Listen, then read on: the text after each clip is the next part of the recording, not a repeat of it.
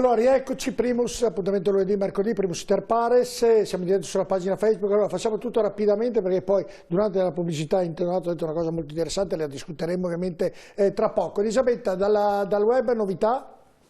No, ti faccio vedere, allora in questi giorni comunque si stanno susseguendo ovviamente le proteste da parte dei commercianti che non possono aprire i loro negozi e quindi sono molto penalizzati dalla situazione. Ti faccio vedere un po' di foto prese dalle varie proteste. Qui nello specifico siamo a Bari, nel centro storico, i commercianti hanno appeso le casacche, i ristoratori hanno appeso le casacche da cuoco. Qui sempre a Milano invece hanno consegnato le chiavi dei propri negozi, delle proprie attività al comune. Qui ancora sempre a Milano hanno fatto questa protesta mettendo delle sedie vuote. Poi ricordiamo che anche a Padova, insomma, i parrucchieri si sono anche incatenati. Perfetto, vabbè, ovviamente io mi auguro non diventi un problema sociale, se il governo non prende decisioni sicuramente capiterà, mi auguro, ma capiterà anche questo. Andiamo con i messaggi, ne passiamo 4 grazie alla regia, che saluto anche Marco e Claudio in regia. Andiamo a leggerli rapidamente perché è scappato, eccolo arriva, perché non si insegna e spiega alle famiglie e alle imprese come difendersi dalle banche. Si possono salvare una miriade di immobili. Alfredo Belluco Padova, Alfredo Belluco lo conoscete, ovviamente è uno che segue questa materia qui. Andiamo avanti. Se vuole intervenire che telefonicamente Belluco può farlo. Vorrei chiedere al professor Interdonato se reputa sufficienti i provvedimenti con cui il governo, tramite il decreto Cura Italia e con il successivo decreto liquidità, ha sospeso alcuni versamenti, ritenute, tributi e contributi. Grazie Angelo Petralia. Andiamo avanti, poi risponderà. Non avete ancora capito che questi soldi non li vediamo più? Andiamo al prossimo. Drastico. Si leggono annunci di ogni tipo, bonus vacanze, bonus biciclette, ma siamo sicuri che tutti questi soldi ci siano? Qui nessuno ti regala nulla. È la verità e tutto questo sono soliti messaggi ripetitivi e quindi segretario Bertin, dovevo dare la parola a Bertin. Com'è la situazione Patrizio per quanto riguarda ovviamente i commercianti insomma, dell'Ascom, com'è la situazione?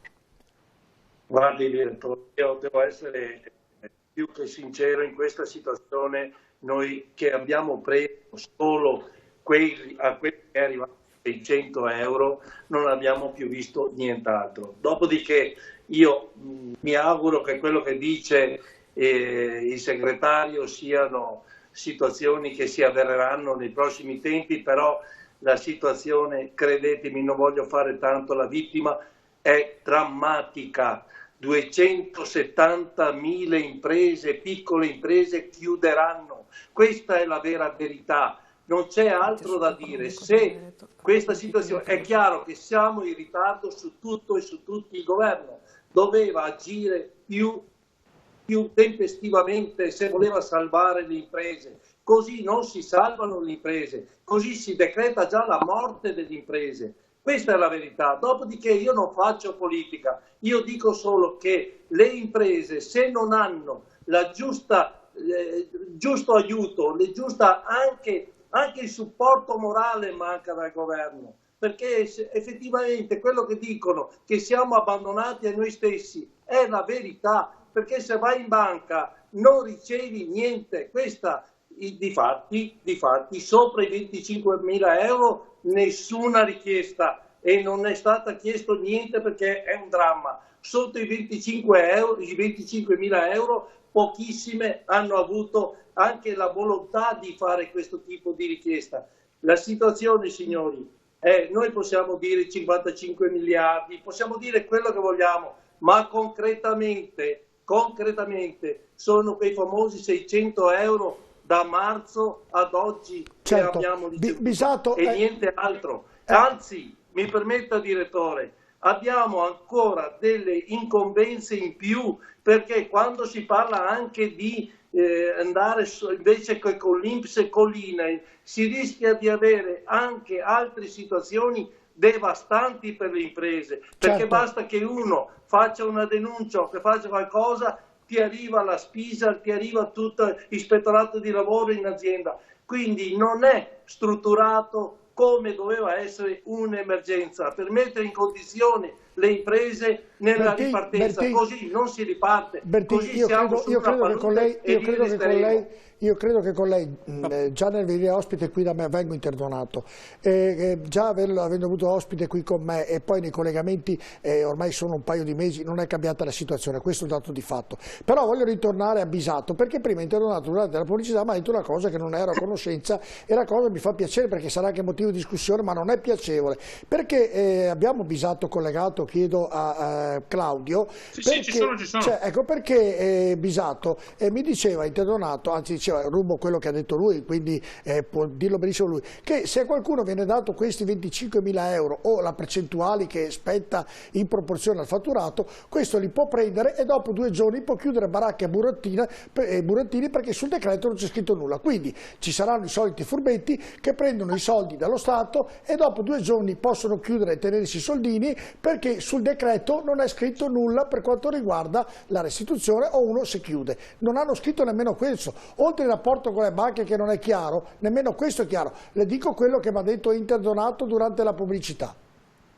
Bene, allora, visto che abbiamo giocato tutta la prima parte della discussione del nostro dibattere sul fatto che la burocrazia è lenta, che ci mettono tanto a dare i soldi, che hanno bloccato i 25.000 euro di prestito perché non c'era lo scudo penale, adesso mi gira la pariglia dicendomi che in questo caso, siccome li dà diretti, forse c'è qualcuno che fa il furbetto. Ma cos'è lo scudo penale, signori, scusi? bisogna che ci intendiamo. Bisogna che ci intendiamo, perché penale qua è il ognuno funzionario della banca che se dai soldi ognuno non sulla propria correttamente seggiola ha un ruolo. Se qualcuno è il presidente regionale dell'ASCOM di riferimento del mondo del commercio, attraverso la propria filiera avrà qualcuno che siede al tavolo con il governo, probabilmente quando il decreto verrà emanato ci saranno discussioni anche con le parti sociali e comunque le interlocuzioni con il Parlamento che può modificare e eventualmente introdurre questa giusta regola. Però è quello che cerco di fare ogni volta quando arrivo in questa trasmissione anche col direttore, bisogna che non vogliamo aizzare solo il clima, perché se no io ci metto 5 minuti, non ho mica problemi, allora io ve la ributto là a mo' di pariglia. Allora questa benedetta Regione Veneto, che è la più gloriosa d'Italia, cosa sta facendo nel proprio bilancio per incentivare e per andare incontro a tutte le situazioni reali di questa benedetta regione? Perché non è mica scritto da nessuna parte, non è mica scritto da nessuna parte che i soldi debbano arrivare solo dallo Stato. Possono arrivare tranquillamente anche dalla regione che può andare a tagliare da qualche altra parte e metterli lì. Alessandro Bisato, basta che ci intendiamo. Allora, Alessandro Bisato, andiamo con ordine. Io non sono né dalla parte di quale, sono dalla parte del cittadino, perché quando vedo Bisato, quella signora che piange il cuore non poter aprire e chiudere la baracca, mi viene qualcosa al cuore. Non c'entra, sono al di sopra delle parti politiche. Io chiedo che vengano... Direttore, non gli ho attribuito a lei nulla, sto dicendo solo che noi siamo... lei costruisce un'immagine per cui io politico dovrei stare lì per uranio e non capire la realtà stringente, dolorosa dei miei cittadini. Lo capisco ogni minuto della mia vita perché faccio il sindaco in mezzo alla gente. Però ho il senso di responsabilità di dire le cose come stanno, sbagliando qualche volta, attribuendomi le responsabilità per quello che sbaglia la mia parte, ma cercando di stare in questo mondo. E allora, se io sono venuto a 3 trasmissioni sue e abbiamo iniziato 2 mesi fa dicendoci che non c'era nulla da chiudere, poi abbiamo fatto una trasmissione dopo 15 giorni ed eravamo praticamente gli stessi perché c'era anche il presidente Bertin dicendo chiudere perché moriamo tutti. Adesso si è ancora dentro in quel cilindro che gira, Sono passati 2 mesi, non 20 anni. Sono stati fatti gli errori. L'assessore De Berti voleva intervenire, poi Forcolini e poi... integrazione. Perché non si dice che quella in deroga non è arrivata tutta perché serviva anche un passaggio regionale? Ma cosa il passaggio regionale burocrazia scusate, forse però diamo la cavalleria, non è mai intervenuta l'assessore. È un dato normativo tecnico. No, fermi, poi vengo da voi. Voleva intervenire l'assessore De Berti. Prego, assessore. No, sulla cassa integrazione, cioè come regione tutto quello che dovevamo fare è stato fatto. Non siamo in ritardo, gli uffici hanno svolto e fatto l'istruttoria di tutte le pratiche, quindi la Regione Veneto non è in ritardo assolutamente su nessun fronte. Volevo portare un attimo la discussione su un argomento che spesso e volentieri non ne parliamo, che è tutto il mondo delle motorizzazioni. A me è arrivato come assessorato un grido d'allarme dalle motorizzazioni perché con il Cura Italia tutte le revisioni e i collaudi, a parte i collaudi delle volevo parlare del commerciante, poi venivo che sul problema delle revisioni delle automobili. Sì, ma è tutto un sistema, prego. Perché comunque sono anche lì tutte le aziende che comunque per poter lavorare, per poter andare avanti è perfetto. Tutto collegato, e ci ritroveremo nelle condizioni che, se tutte queste scadenze vengono rinviate ad ottobre, così come è stato previsto, ad ottobre ci sarà un surplus di richieste per le revisioni e i collaudi, dove le aziende già adesso stanno scrivendo anche alla sottoscritta dicendo: ma le motorizzazioni sono aperte, facciamole lavorare, facciamoli sbrigare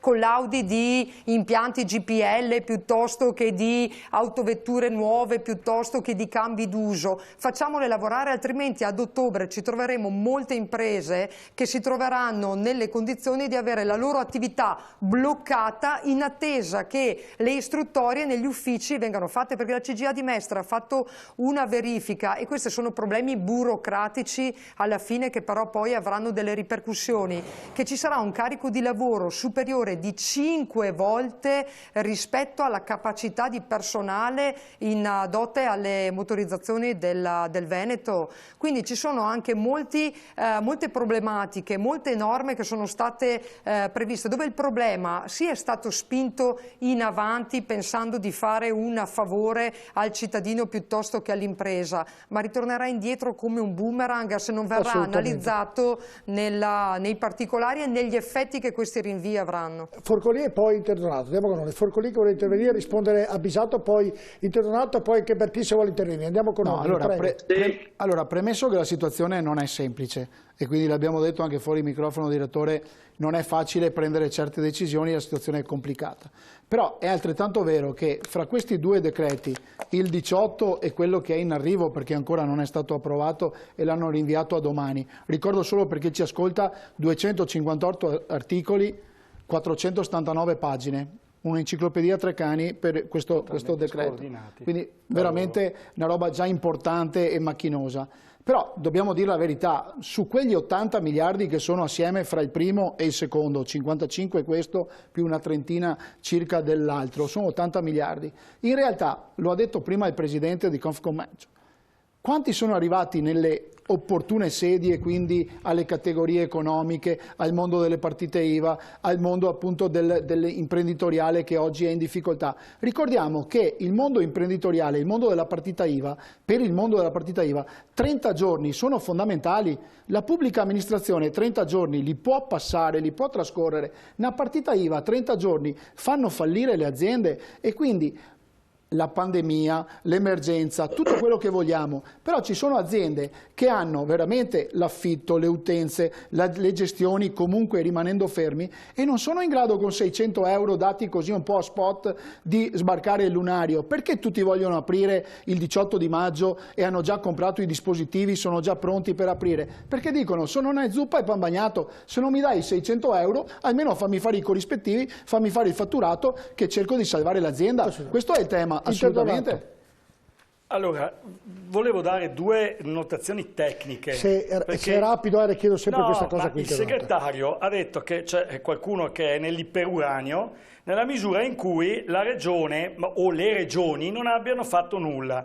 Forse non è ben chiaro al segretario del PD regionale una cosa abbastanza importante, che esiste una comunicazione della Commissione europea 19 marzo 2020 ipercitata nel bozze del decreto rilancio, che autorizza le regioni a dare aiuti sotto forma di sovvenzioni dirette, anticipi rimborsabili o agevolazioni fiscali, articolo 59, e a seguire gli articoli 60, 61, via dicendo, perché si tratta, segretario, di aiuti di Stato. Una regione non può muoversi autonomamente, è un problema dello Stato.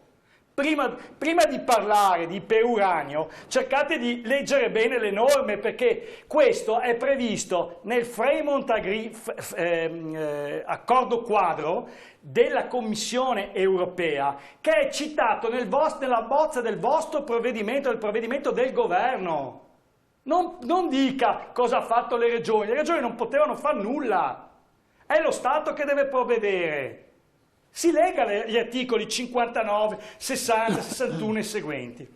Per quanto riguarda quello che diceva il responsabile della Confcommercio, non solo ha perfettamente ragione e oltre ai 600 euro non è arrivato moltissimo alle imprese, qui non lo dico tanto come professore universitario quanto come commercialista, conosco abbastanza bene il mondo imprenditoriale, ma gli aggiungo un fatto, che non si è minimamente distinto fra imprese che hanno delle perdite serie, ma veramente serie. Le faccio un esempio: tutto il settore della moda, dove in Italia eccelliamo, tutta la stagione primavera-estate se la sono persa tutta. Quel magazzino è praticamente zero l'anno prossimo, al limite varrà il 20 o il 30%, devono buttarlo via. E gli ordini della stagione autunno-inverno, proprio per essere proprio di basso livello, quelli o praticamente sono ridotti, e per cui chi, diciamo, ne farà le spese saranno le imprese produttrici, o praticamente ne faranno spese i commercianti che hanno già ordinato, perché me lo insegna lui, la merce dell'autunno e inverno addirittura già a gennaio-febbraio partono gli ordini. Per cui o si conosce la realtà imprenditoriale o è meglio che non si metta mano alle leggi. Bisato, la risposta è d'obbligo. Sì, no, infatti è d'obbligo e me la sarei presa anche se non mi veniva data, perché non è mica vero. Bisato, ma perché non gliela devo... Ferma lì, Bisato. Inquadrami Bisato. Bisato, fermo lì. Bisato, fermo lì. Bisato, fermo lì. Bisato, fermo lì. Perché non gli devo dare la parola? Gliel'avrei data sempre. Non mi dava la parola. Sempre io ho detto che molto volentieri, rispetto a quanto stava dicendo Interdonato, prima o dopo avrei risposto. Prego. Prenda il registrato e vada a vedersi se non ho detto quello che sto dicendo adesso.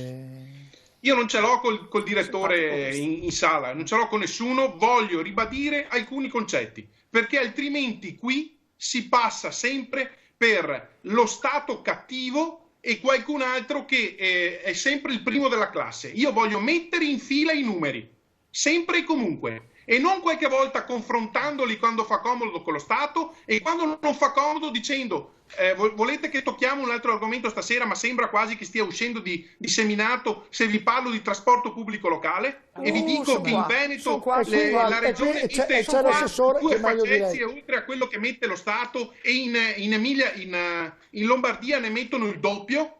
Volete che vi dica questo? E qualcuno magari mi dirà che è sbagliato, ma i dati sono quelli perché ve li riporto. Allora, siccome la giacca, chi fa politica sa che la giacchetta si può tirare in tanti modi. Allora, Bisato, facciamo così, Bisato. Allora, che i numeri siano numeri. Allora, venendo all'Interdonato, il dottor Interdonato, il professor Interdonato, mi sia concesso dire che pur nella situazione attuale, senza fare aiuti di Stato, altre regioni hanno messo un bel numero consistente di milioni di euro per iniziare subito a far fronte alla situazione e rilanciare l'economia.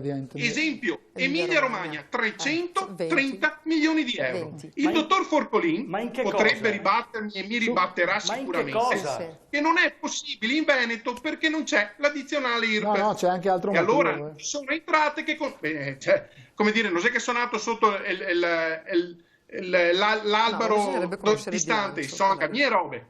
Però allora, se mi è permesso, visto che io non ho problemi ad essere popolare o a dire le cose come stanno, sto alla seconda categoria e porto un esempio finale, dopo per un po' taccio anch'io. Quando il Consiglio regionale del Veneto, su proposta di alcuni consiglieri, riprendendo un'istanza di altra regione, ha deciso, probabilmente con modifiche di bilancio interne, quindi qualcosa è riuscito a trovare, vuol dire che si può, senza fare aiuti di Stato, a dare 1.000 euro a tutti gli operatori sanitari. Il nostro governatore, gloriosissimo e bravissimo governatore, è riuscito a dire che in realtà in Veneto non ha dato 1.000 euro, ma ne ha dati 6.500, perché a un primario dell'ospedale da 80.000 euro all'anno non ha mai chiesto 1.000 euro, 500 euro di addizionale IRPEF all'anno di contributo. Allora permettetemi, è 10 anni che è così, le risorse si trovano e non sono aiuti di Stato, sono politica. E la politica la fanno uno alla volta. Fermi tutti. La risposta dovete dare a tutti, perché Bisato ha preso tutti, nel calderone ha preso anche i trasporti, quindi io volevo solo dire che nei numeri Bisato, quello che dico io, che conduco, io non so, non conosco, non voglio sapere di numeri, io dico solo date i soldi a chi ne ha bisogno, tutto il resto chi deve decidere, decidetelo voi. Forcoli la risposta, poi la Davanti e poi Interdonato. Prego. Allora intanto bisogna dire che se dobbiamo metterla sui numeri, ovviamente noi non abbiamo niente da poter mettere in considerazione con l'Emilia Romagna, che al di là dell'addizionale IRPEF che è stato detto, c'è anche il tema ovviamente che stiamo parlando di manovre finanziarie per aiutare le imprese. Noi abbiamo presentato un DDL 15 giorni fa col collega Marcato, dove abbiamo messo 220 milioni di euro. Quindi non è questo il problema. Le regioni a statuto ordinario, come l'Emilia Romagna, il Veneto, la Lombardia, finanziano la spesa corrente con quasi il 75% con entrate proprie. Le regioni del sud, e quindi abbiamo sentito di tutto di più e stiamo rispondendo in queste trasmissioni quando arriva il governatore De Luca che dice io ho messo 800 milioni di euro, e uno si domanda ma dove li ha trovati questi 800 milioni di euro? Gli 800 milioni di euro li ha trovati semplicemente perché non è stato in grado di spendere i fondi europei POR-FESR dati sproporzionalmente alle regioni del sud, rimasti in un cassetto e parcheggiati per 6 anni. Oggi scopriamo che il governatore De Luca ha 800 milioni da tirar fuori, e cosa fa? Aiuta il Covid, aiuta la sanità, aiuta il mondo dell'impresa? No, aumenta le pensioni ai campani e le porta a 1.000 euro, come fosse l'erogatore INPS, ma glieli dà sotto forma di contributo, quindi assistenzialismo puro. Il governo serio doveva prelevare quei soldi non spesi in modo oculato nel periodo 2014-2020, iniettarli nel mondo dell'economia, quella vera, dando soldi veri, no debito. Questo doveva fare il caro segretario. Mi perdoni. No, fermo. De Berdi sui trasporti, risponde poi prego. Aveva preso sui trasporti che la Lombardia mi sembra ha più possibilità, mi sembra aver capito da Bisato. Sì, allora Bisato fa un'analisi dei trasporti stabilendo che la situazione dei trasporti è legata a quante le regioni mettono di loro parte. Teniamo presente che la regione Veneto è vero che da bilancio mette una piccola parte di contributo nel trasporto, ma è pur vero che la regione Veneto è anche l'unica che applica i costi standard a livello nazionale, perché siamo la prima regione che ha applicato i costi standard nel trasporto pubblico locale. Abbiamo un sistema di trasporto pubblico locale che è un'eccellenza a livello nazionale. Siamo la regione che ha maggiori ricavi da tariffa e quindi che stiamo spingendo tantissimo sul trasporto pubblico locale, e ci troviamo nelle condizioni, per quanto Bisato non se lo vuole sentir dire, però dire che negli ultimi 10 anni non sono stati prelevati 1 miliardo e 159 o 179 milioni di euro all'anno sono tanti soldi, perché dare i soldi al trasporto pubblico locale quando ne hai tanti, sono capaci tutti, è far funzionare il trasporto pubblico locale senza iniettare tanti soldi come fanno altre regioni, che è difficile. La vera sfida che è stata fatta in Veneto è che noi abbiamo un servizio di trasporto pubblico locale che è una eccellenza, funziona bene, applichiamo i costi standard, abbiamo un costo medio nel trasporto pubblico per quanto riguarda la gomma che siamo a 1,70 euro al chilometro come importo medio tra l'urbano e l'extraurbano, quando altre regioni applicano 2,50 euro e 3 euro. Ma io dico, se in Veneto riusciamo a fare un trasporto eccellente che funziona a 1,70 euro, semmai il problema è perché altre regioni lo stesso servizio lo fanno al doppio del costo. Certo. Perché sarebbe questo che dobbiamo opporci, quindi il Veneto dovrebbe essere un esempio da seguire, non da denigrare. Se poi per poterlo migliorare ancora di più il sistema del trasporto pubblico locale, perché dal 2016 in questi anni abbiamo di anno in anno incrementato sempre di più le risorse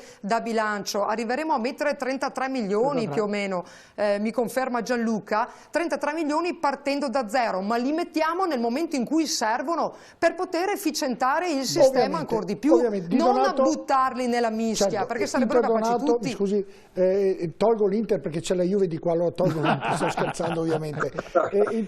Interdonato, allora, chiedo sempre un po' di essere un po'... I due interventi che le hanno fatto i due interlocutori precedenti le hanno spiegato perché la campagna ha messo dei soldi ma li ha messi nelle pensioni, gli hanno spiegato che altri denari sono stati messi per il trasporto pubblico locale e sono tutte denari che non violano l'articolo 108 del Trattato di funzionamento dell'Unione Europea. Non sono aiuti di Stato, qui stiamo parlando di soldi alle imprese. Le faccio presente nuovamente che l'articolo 59, 60 e 61 del decreto che state praticamente per approvare autorizza le regioni, le province autonome nell'ambito di un framework agreement che è stabilito dalla Unione Europea a dare eventualmente contributi che non violano il 108, cioè gli aiuti di Stato, per cui prima non ci possono essere. Per cui lei prima ha detto che eravamo nell'iperuranio, ma mi sembra che ci sia qualcun altro nell'iperuranio e che non conosca neanche le norme che il governo sta emanando. Bene, fermo lì Bisato e Bertin, potete rimanere ancora, posso chiamare la pubblicità? Potete rimanere un altro po', Bisato e Bertin? Sì, basta che dopo mi dà la parola. Assolutamente sì, Patrizio. Bisato può rimanere. Lascio il giro al Presidente. Allora andiamo in pubblicità e poi do la parola a tutti. Vi dico già che nel tema ovviamente del commercio stiamo già sforando perché abbiamo anche i trasporti. Davvero speriamo di uscire fuori, ma speriamo di far capire alla gente se questi soldi arriveranno o no, perché è l'unico dubbio che ho io. A tra poco.